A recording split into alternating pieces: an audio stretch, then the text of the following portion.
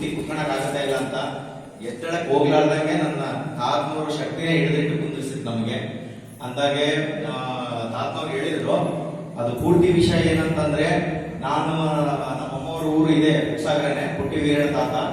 ನಾವು ಇವ್ರದೆಲ್ಲ ತುಂಬ ಕುಟುಂಬ ತಾತನವ್ರೆ.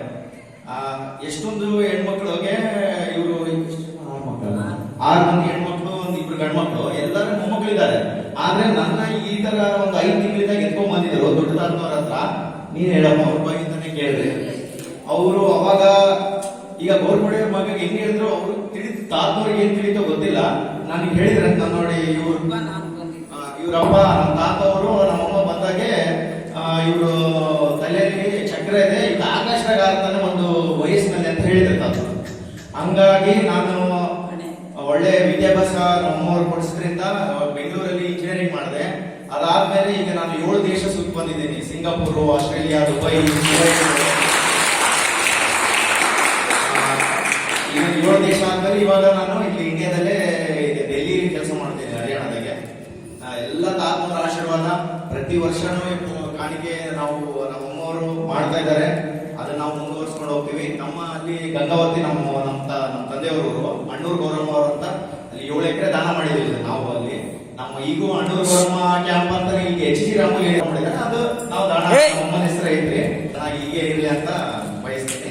ಇದು ಒಂದು ಪವಾಡ ಅಂತಾನೆ ನಾನು ಹೇಳಕ್ ಬಯಸ್ತೀನಿ ಎಲ್ಲರಿಗೂ.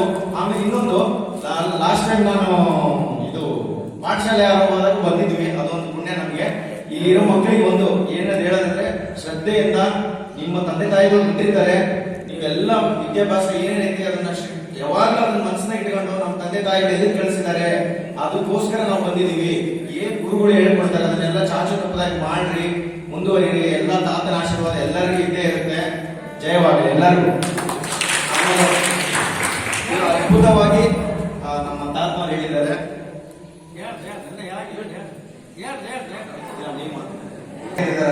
ಬರಾಟೆದು ಮುಗಿಸ್ಬಿಟ್ರೆ ಅಂತ ಹೇಳಿದ್ರು. ಮತ್ತೆ ಜಾತ್ರೆಗೆ ಬರ್ತೀವಿ. ಆಮೇಲೆ ಜಾತ್ರೆ ಎಲ್ಲರೂ ನಾವು ಬರ್ತೀವಿ, ನಾವು ನಮ್ಮೂರ ಅಂತೇಳಿ ಎಲ್ಲ ವಿಜೃಂಭಣೆಯಿಂದ ಆಚರಣೆ, ಎಲ್ಲ ತನು ಮನದಿಂದ ತಾತನವ್ರು ಏನ್ ಹೇಳ್ತಾರೆ ಎಲ್ಲರೂ ಬಂದು ಪಾಲ್ಗೊಳ್ಳಿರಿ. ನಾವು ಬರ್ತೀವಿ. ಬಹಳ ಅದ್ದೂರಿಯಿಂದ ಮಾಡಕ್ಕೆ ನಾವು ಯಾವಾಗಲೂ ಬಂದು ನಮ್ಮ ಸೇವೆ ಸಲ್ಲಿಸ್ತೀವಿ ಅಂತ ಹೇಳ್ತೀವಿ.